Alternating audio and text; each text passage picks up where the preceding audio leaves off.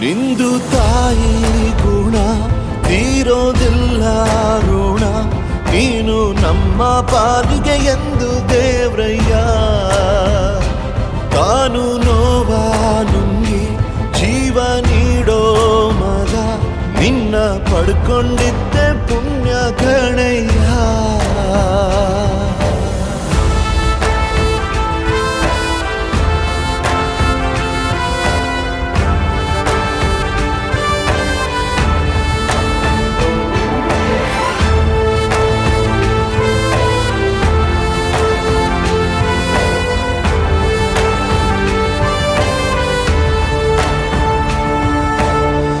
ಅನ್ನ ಕೊಡೋ ಭೂಮಿನು ಹೊಗಳುತ್ತಿದೆ ನಿನ್ನನ್ನು, ಊರನ್ನೇ ಬೆಳಗೋ ವಜ್ರ ನೀನು.